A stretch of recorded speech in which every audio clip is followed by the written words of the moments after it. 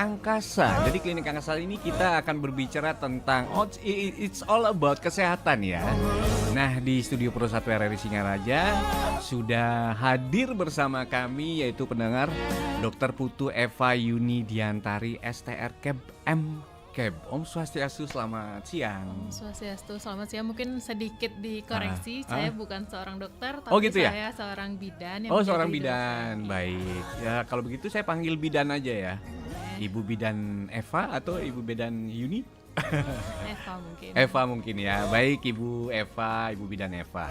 Baik, di kesempatan siang hari ini di Klinik Angkasa itu kita akan membahas topik yang sangat mungkin penting bagi ibu-ibu ya, yaitu pemenuhan gizi pada nifas ya. Mungkin kita ingin sedikit memahami kali ya, apa sih sebenarnya definisi dari nifas ini, Ibu Bidan Eva? Silakan Ibu Bidan. Baik, terima kasih dari Kak Niko. Ya. Jadi untuk hari ini mungkin sedikit sharing mengenai apa saja kebutuhan gizi pada ibu nifas. Nah, pertama kita harus tahu dulu nifas itu apa. Nah, nifas itu adalah masa di mana setelah persalinan atau setelah lahirnya bayi dan plasenta atau ari-ari selama kurang lebih 6 minggu atau 42 hari ke depan pasca pemulihan untuk ibu bersalin. Berarti sama dengan recovery ya? Iya betul, recovery dari ibu persalinan sampai dengan ibu merasa cukup baik. Oke, itu ya. Jadi artinya, waduh, setelah mengalami masa kelahiran ya. Betul. Jadi di recovery, jadi apa-apa aja harus dipulihkan seperti itu ya Ibu Bidan ya. Iya betul. Oke, mungkin ada jenis-jenis makanan yang mungkin sebaiknya dikonsumsi ya oleh Ibu nifas ini Iya. dalam masa pemulihan. Jadi dari untuk kebutuhan gizi untuk ibu nifas ini mungkin sedikit berbeda dari wanita dewasa. Kalau biasanya dari wanita dewasa itu kan dari 2000 sampai 2.500 kalori, tapi untuk ibu nifas sendiri itu dari 3.000 sampai 3.800. Jadi ada penambahan karena Ada penambahan, seperti kita ketahui bahwa selain kebutuhan nutrisi itu untuk ibunya sendiri, jadi untuk bayinya juga, Untuk bayinya juga. produksi ASI-nya. Iya. Jadi ada nanti ada zat pembangun, ada zat untuk pembangkit energi, ada untuk perlindungan seperti itu. Gitu, seharusnya ini yang diajak ngobrol sama Ibu Bidan Eva ini seharusnya ibu-ibu cewek ya. betul, Waduh, rekan saya lagi sibuk nih kayaknya, waduh. Nah, Kayaknya ya udah deh, kita mencoba menjadi karakter seorang ibu aja. Baik, jadi untuk memberikan gambaran konkret kali ya Ibu dan Eva ya mengenai pola makan yang sehat. Mungkin gimana sih cara menjaga keseimbangan nutrisi untuk ibu-ibu yang sudah mengalami masa-masa kelahiran ini, menjaga nutrisi yang benar-benar mungkin polanya ya, gimana tuh? Untuk polanya sendiri itu sebenarnya sedikit sama dengan wanita dewasa biasanya, cuma harus dipertimbangkan selain dari kuantitas juga kualitasnya. Mulai harus ada karbohidratnya sebagai zat pembangun atau energinya untuk menjaga moodnya ibu nih. Biasanya pada ibu nifas kan sedikit moodnya swing ya karena ada bayinya. Terus yang kedua harus ada mineral, ada vitaminnya. Jadi setiap makan 3 kali sehari di satu piring itu kita harus punya ada karbohidrat, misalnya dari nasi, dari tepung, misalnya roti atau terigu. Terus yang kedua ada protein. Protein ini sebagai penyembuhan atau mempercepat penyembuhan pemulihan dari luka ibu. Misalnya ibu yang sesar, ibu yang ada jahitan pada saat lahir itu ada ikan, tempe, tahu.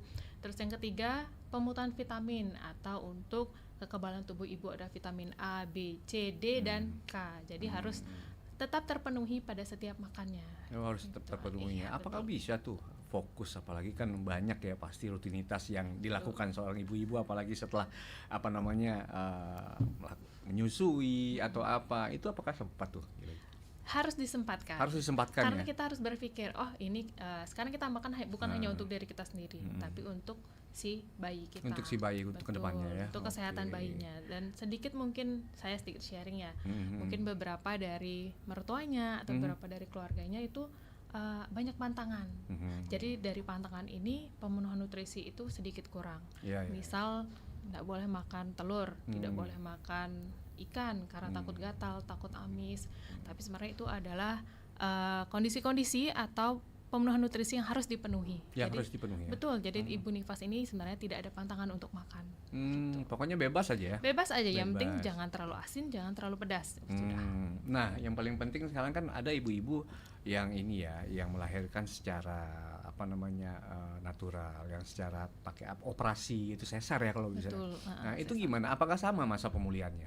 Untuk ibu nifas normal dan juga sesar itu pemulihannya sama 6 minggu, tapi yang membedakan adalah bagaimana ibu memproses mobilisasinya untuk bisa berjalan, untuk bisa berdiri, untuk bisa melakukan aktivitas yang membedakan hanya di situ saja. Jadi untuk yang lain, untuk pemulihannya selama 42 hari ke depan itu sama, kecuali dalam ibu kondisi tertentu, misal ibu dengan penyakit tertentu. Gitu, punya riwayat kali ya? Ya betul, misalnya punya riwayat asma mungkin sedikit lebih susah, ibunya punya riwayat jantung mungkin, jadi ibunya lebih pemulihannya sedikit lebih lama. Sedikit lama ya. Biasanya kalau untuk mulai bisa berjalan itu lebih cepat yang mana ya? Normal atau yang disesar ya? Nah, kalau yang itu adalah biasanya normal, tapi kalau sekarang dengan teknologi sekarang untuk sesar pun sudah bisa mobilisasi beberapa jam setelah melahirkan. Ada yang namanya sesar erak. Kalau dulu sesar itu mungkin dalam sehari kita tidak bisa mobilisasi, hanya bisa kanan kiri. Tapi kalau untuk sekarang ada yang namanya sesar erak ini pemulihannya sama seperti normal. Gitu. Yang membedakan hanya di luka operasinya saja, mungkin sedikit nyutan dibandingkan normal. Waduh, kalau sesar kayaknya lebih ini ya, lebih gimana ya, kita sebagai suami ya, kasihan juga sih ngelihat jahitan di perut seperti itu ya. Oke, baik. Mungkin Ibu Bidan Eva mungkin bisa menjelaskan kali ya peran hidrasi dalam pemulihan pasca persalinan ya. Mengapa penting bagi ibu nifas itu untuk mendapatkan asupan, terutama asupan cairan ya, cairan mungkin cairannya yang cukup lah. Oke. Baik, untuk pemenuhan nutrisi di bagian hidrasi ini. Jadi pada ibu nifas ini kan ada dua, yang seperti tadi saya sudah jelaskan bahwa ada dua orang nih yang harus diberikan hidrasi, ada pada ibu dan juga pada bayi. Jadi pemenuhan hidrasinya ini berguna untuk pemulihan, selain itu untuk produksi ASI-nya. Minimal untuk ibu nifas saat memberikan ASI ini atau mengasihi, biasanya orang sekarang bilang itu 8 sampai 12 gelas per hari atau 3 liter per hari itu minimal. Dan tidak boleh kurang. Karena apa? Karena produksi ASI ini sangat penting dari untuk memberikan nutrisi kepada bayinya sendiri. Mungkin biasanya ada yang bilang banyakin makan kacang. Intinya adalah minum airnya. Karena semakin banyak kita makan kacang kan kita merasa haus. Jadi pemenuhan pada hidrasi ini sangat penting untuk produksi ASI dan juga pemulihan dari si ibunya. Gitu ya, pantas orang-orang tua kita itu sering menyarankan banyakin makan kacang aja gitu. Iya, betul. Jangan lupa intinya kan harus minumnya ya. Minumnya ya. Jadi ini oke baru ngerti. Nah, terus cara untuk apa ya? Mungkin nggak ada bahayanya sama sekali ya, mungkin yang terjadi akibat kurangnya gizi itu mungkin bisa dijelaskan dampak negatifnya mungkin. Dampak negatif yang paling pertama pastinya kekurangan gizi kepada ibunya. Misalnya kalau kekurangan zat besi, ibunya akan merasa letih, lelah, lesu, kayak iklan-iklan zaman dulu nih 5L. Letih, lelah, lesu, lunglai, dan lagi satu saya lupa. Itu karena kekurangan zat besi. Nah, zat besi ini biasanya selain kita dapatkan dari makanan, kita juga dapatnya dari suplemen zat besi. Dan yang kedua ada kekurangan gizi lainnya, yaitu adalah ibu yang merasa lemas. Yang ketiga adalah yang pastinya adalah pengurangan produksi ASI. Yang paling penting pada saat nifas ini kan kita harus menjaga produksi ASI kita untuk ibunya. Kalau nutrisinya saja kurang, apalagi produksi ASI-nya. Apalagi produksi ASI-nya ya. Waduh, ibu-ibu yang setelah melahirkan ini emang agak berat ya. Betul. Jadi harus bangun jam 3 subuh, di mana misalkan bayi kita itu tiba-tiba bangun, ya udah ibunya harus bangun ya. Iya, betul. Jadi kalau bayinya tidur ya ibunya juga harus ikut tidur misalnya, karena harus kayak gitu ya. Betul, kalau tidak begitu nanti ibunya juga ikut sakit. Kasihan ya. Kasihan ibunya. Waduh, iya. Oke, sekarang mungkin dari Ibu Bidan Eva mungkin bisa memberikan kali ya sedikit informasi terkait mungkin ada suplemen-suplemen yang bisa membantu kali ya untuk ibu-ibu mungkin yang tidak sempat untuk antara suplemen yang yang bagus lah untuk ibu-ibu ini nifas. Suplemen yang paling bagus itu sebenarnya, apalagi untuk produksi ASI itu, mungkin saya tidak mau memberikan mereknya, tapi beberapa suplemen yang sudah banyak beredar di pasaran itu bisa dikonsumsi pada mulai dari trimester 3 atau mulai dari 28 minggu ke atas, itu untuk menjaga produksi ASI-nya. Tapi dari ibu sendiri pada masa nifas itu nanti dari bidan maupun dari dokter kita dapat suplemen yang namanya Fe atau zat besi. Nah, zat besi ini dikonsumsi 40 hari ke depan setelah pasca persalinan untuk menjaga agar ibu tidak anemia. Yang kedua untuk menjaga agar ibunya dapat pemulihan yang lebih cepat, mulai dari pemulihan luka, luka, pemulihan pasca persalinan lainnya, dan juga menjaga agar ibu tidak terjadi perdarahan. Karena ada yang namanya perdarahan ini itu adalah salah satu kasus terbanyak dan juga yang paling berbahaya pada ibu nifas, karena beberapa kasus perdarahan ini mengakibatkan kematian pada ibu. Jadi Yang menyebabkan pendarahan itu seperti apa? Apa yang ini ya? Perdarahan ini biasanya terjadi karena kontraksi pada uterus. Nah, uterus itu adalah rahimnya.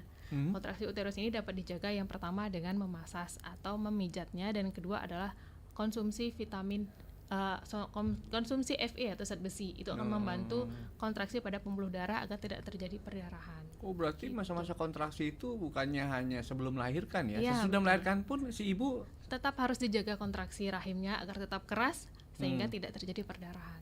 oh gitu, ya. Terus tanda-tandanya itu gimana? Bisa kita lihat di mana tuh pada saat dia? Untuk tanda-tanda perdarahan sendiri itu, nah kita ngomong ke perdarahan jadinya Iya, karena iya. nyambung ya. Ah.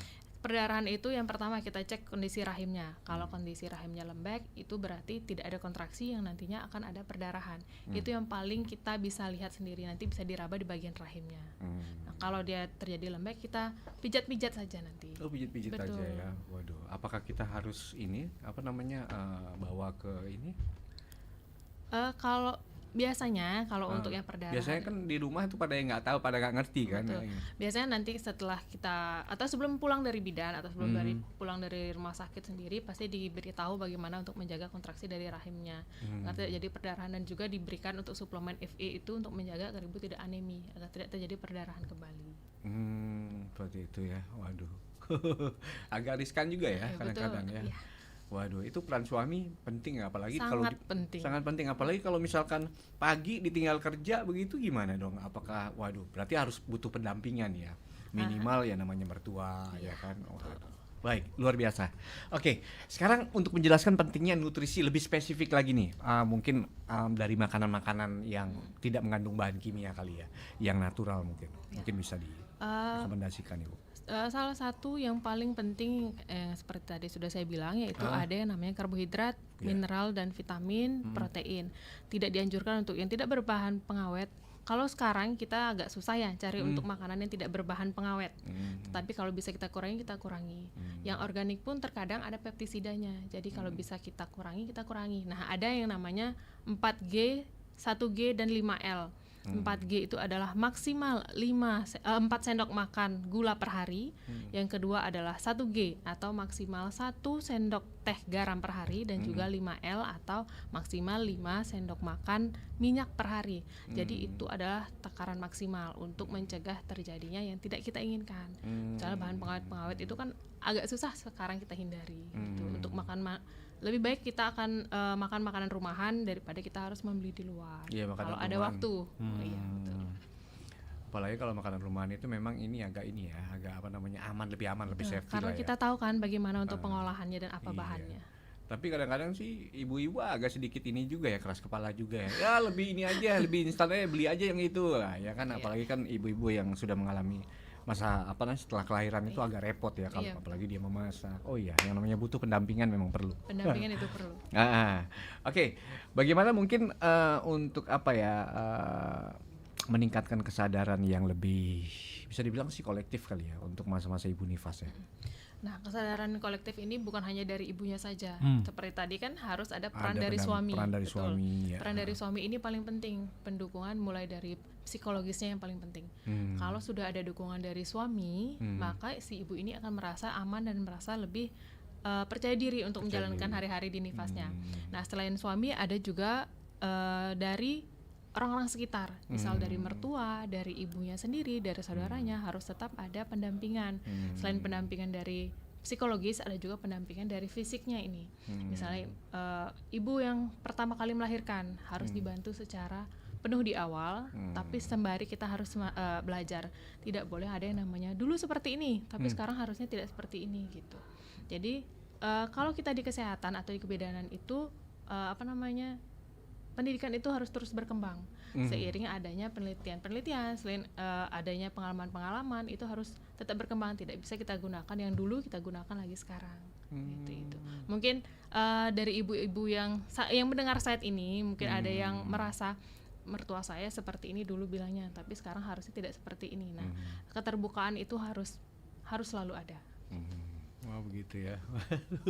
Agak berat pembahasannya ya. Agak berat pembahasannya, makanya saya agak bingung nih. Masalahnya saya tidak pernah mengalami yang namanya masa-masa setelah kelahiran, tapi saya sempat mengalami sih yang namanya jatuh bangun ya kan di waktu-waktu yang memang istri dibutuhkan, yang istri membutuhkan kita begitu. Mungkin ada kali ya seperti Ibu Bidan bilang tadi, pengaruh kesehatan mental kali ya seorang istri ya, apalagi setelah mengalami kelahiran, apalagi di saat-saat apa ya dia memang harus tenaga atau secara pikiran itu diforsir ya gitu. Iya betul, banyak sekali ada sekarang mungkin yang sedikit paling sering didengarkan itu namanya baby blues. Baby blues. Betul. Jadi baby blues ini terkadang terjadi karena kurangnya kerjasama antar pasangan maupun antar keluarga. Si ibu nifas ini yang mungkin pertama kali melahirkan, yang merasa perubahan pada dirinya, yang tadinya bisa kemana-mana hanya sendiri, sekarang sudah ada anak. Jadi dari si suami dan juga mertua maupun keluarga sekitarnya harus tetap mendukung agar tidak terjadi hal tersebut. Yang nantinya bukan hanya dari nutrisi yang menyebabkan produksi ASI ini berkurang, tapi juga dari pikiran sang ibu. Mungkin sedikit pengalaman, saya dulu punya teman yang setiap dia akan memompa ASI, karena kami dari wanita-wanita karir ya yang bekerja, itu dia sambil nonton drakor. Kenapa sambil nonton drakor? Karena untuk memulihkan si mentalnya. Oh ya, secara agar pikiran ya. Betul, agar merasa lebih rileks, lebih tenang, maka produksi ASI-nya akan lebih banyak. Jadi seharusnya jangan dibebani dengan hal-hal yang apa ya terlalu diforsir oleh apa namanya nasihat-nasihat itu. Biasanya kan kalau ibu-ibu kita ya kan biasanya seperti itu. Apakah terpengaruh itu? Pengaruh ya? Pengaruh Faktor pikiran si istri itu ya? Pengaruh pikiran itu adalah yang pertama pengaruh selain nutrisi tadi. Kalau pikirannya sudah tenang, maka semuanya akan berjalan dengan lancar. Boleh dinasehati, boleh. Mungkin kan karena merasa si ibu mertua maupun ibunya itu sudah mengalami lebih dahulu. Tapi tetap kita terbuka dengan bagaimana sekarang, bagaimana dulu, kita harus saling sharing, bukan memberikan tekanan atau pressure kepada ibunya.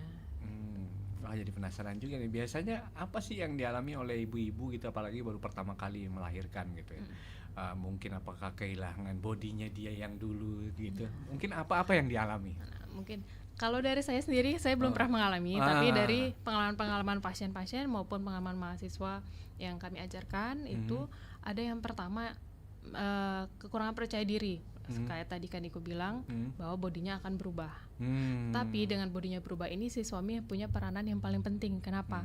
Harus tetap menjaga si mood istrinya ini tetap baik. Bisa diberikan motivasi bahwa tidak apa-apa, yang penting sehat. Tapi dengan tetap dimotivasi bagaimana cara si istri ini tetap bisa menjaga dirinya. Bagaimana caranya? Yang pertama adalah kerjasama.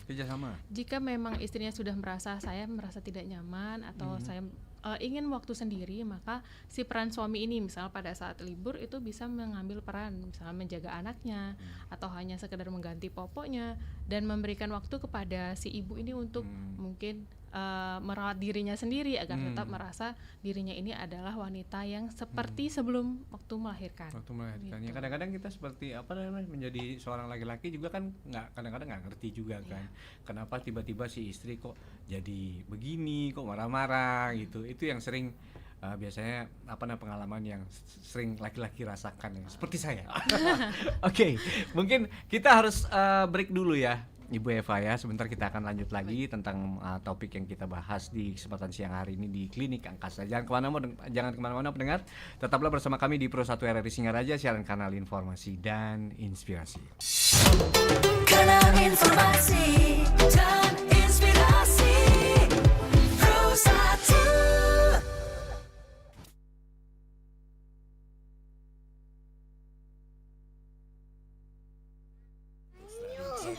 Sebentar ya, Papa lagi mabar, bentar lagi menang nih. Hasya main sendiri aja sana. Oh, dia mana HP-nya? Cuma 30 menit aja kok, tanpa terdistraksi oleh gadget, untuk waktu yang berkualitas bersama buah hatimu. Jangan cuma gadget yang kamu perhatiin, anakmu lebih butuh perhatianmu.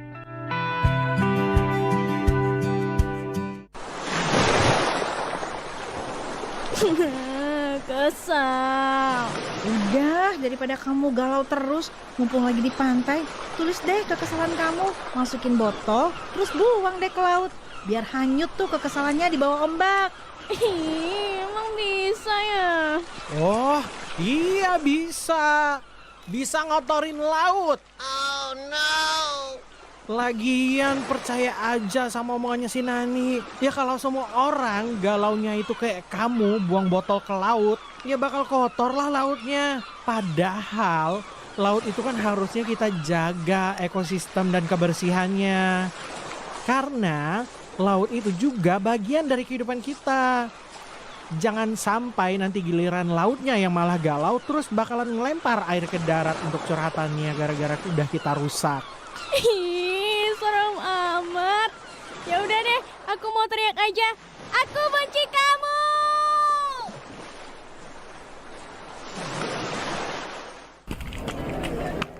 Hai tetangga. Bayu, jogging juga? Iya, kamu sendirian? Sama mama. Tuh, di taman ujung.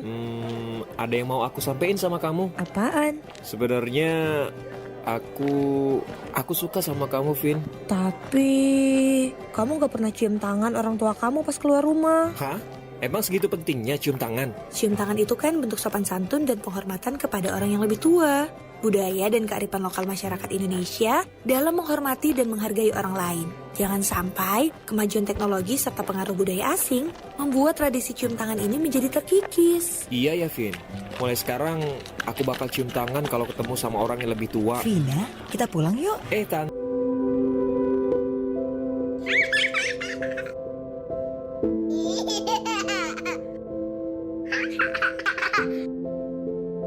Menurut kamu, Mama gimana?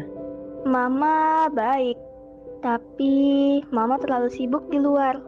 Begitu pulang, dia capek. Padahal aku pengen cerita. Kalau Papa? Papa terlalu sibuk. Begitu di rumah, masih sibuk dengan gadgetnya.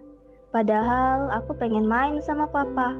Terkadang aku merasa sendiri di rumah, meskipun ada Mama sama Papa aku. Sebuah riset mengungkapkan anak yang kurang memiliki interaksi dengan orang tua akan mengalami kesedihan, merasa sendiri, bahkan frustasi.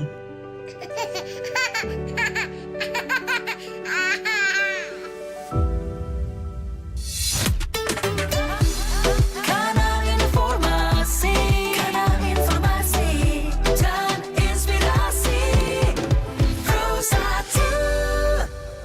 97,9 dan 101,2 FM Pro 1 RRI Singaraja, siaran kanal informasi dan inspirasi. Masih di Klinik Angsa bersama saya Niko Arinata dan juga bersama narasumber kita yang sudah hadir di Pro 1 RRI Singaraja ada dokter Ibu Bidan Putu Eva Yuni Diantari ya. Oke, Mbak Bidan.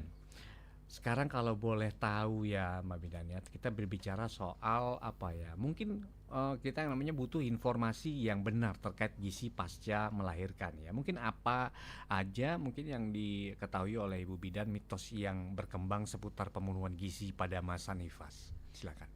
Baik, beberapa mitos yang pernah saya dengar dan juga beberapa pasien katakan itu misalnya seperti tidak diperbolehkan makan makanan yang mengandung ikan, telur, daging supaya cepat sembuh karena kadang beredar di luar bahwa telur itu menyebabkan alergi dan juga gatal-gatal sehingga sering digaruk dan penyembuhannya akan lama. Tapi itu sebenarnya suatu mitos karena kenapa?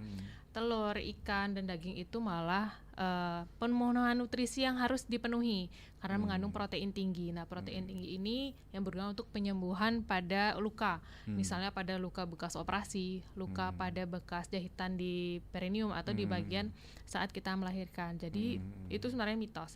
Dan beberapa juga misalnya harus mungkin orang Bali bilang memutih, hanya boleh tempe, tahu yang putih. Dan nasi. Kalau kita hanya makan itu, berarti nutrisi yang dari yang lain tidak kita dapatkan. Lalu juga pernah saya dengar itu tidak boleh makan makanan atau makan buah yang terlalu banyak agar pada saat kita memberikan ASI kepada bayi itu tidak diare bayinya karena kebanyakan buah. Itu sebenarnya sebuah mitos karena kenapa? Buah sendiri itu mengandung banyak vitamin. Nah, vitamin sendiri untuk perlindungan tubuh ibu nantinya juga untuk bayi. Tidak perlu khawatir untuk makan makanan buah. Yang penting asalkan bagaimana konsumsinya yang baik.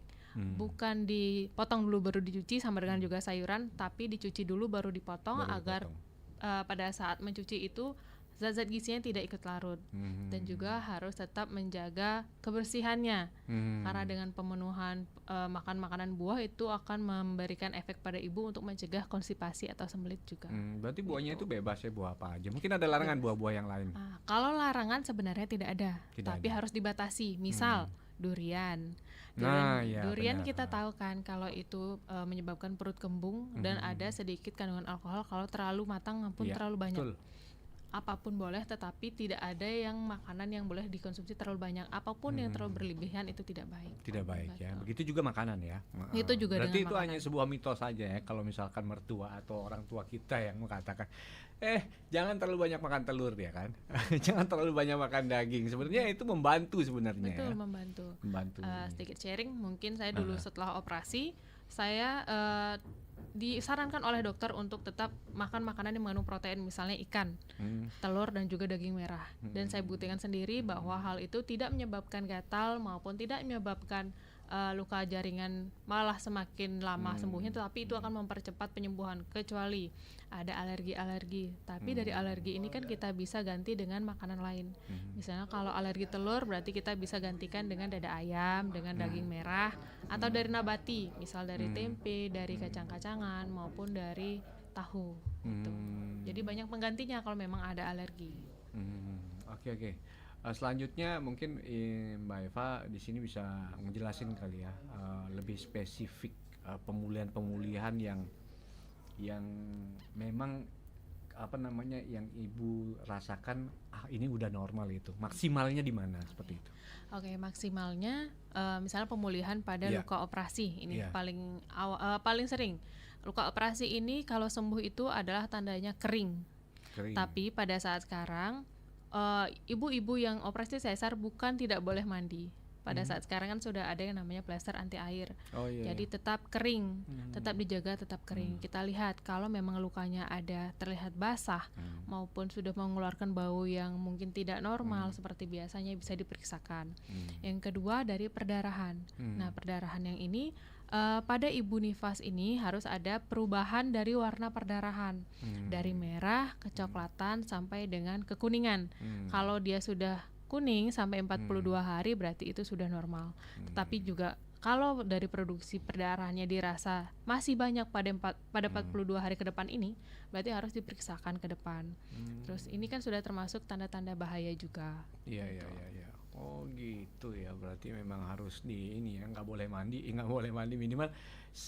Masalahnya kalau misalnya kita suruh mandi ya memang ibunya sendiri yang nggak mau mandi, mungkin ketakutan kali ya, khawatir kali itu.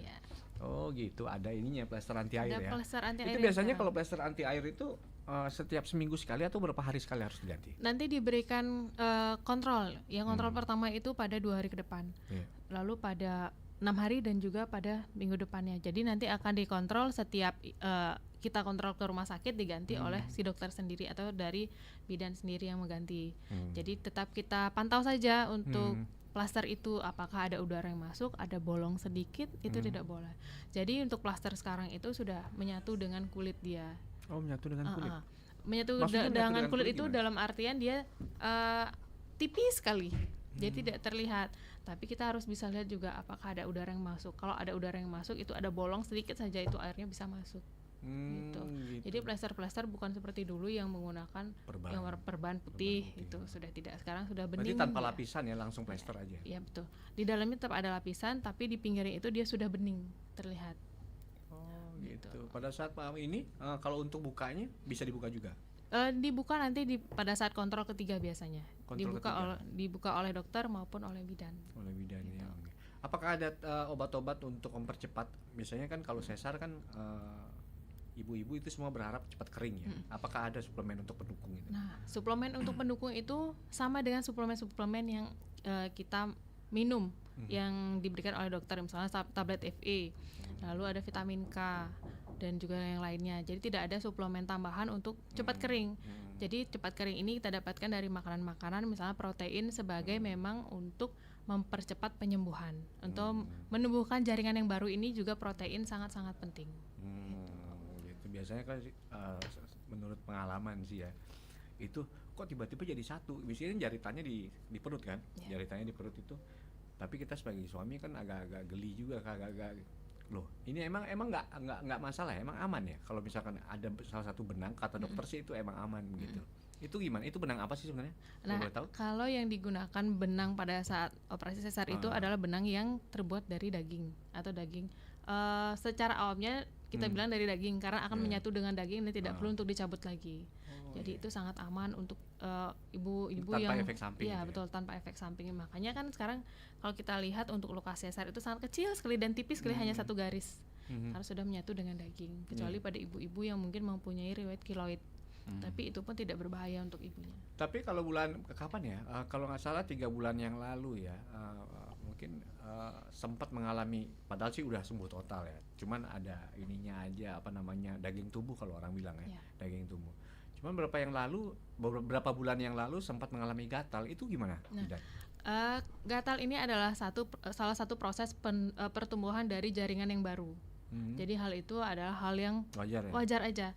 Nah, tumbuh daging ini yang tadi saya maksud adalah keloid namanya. Kalau kita keloid sendiri adalah salah satu efek samping atau salah satu apa ya yang tidak berbahaya.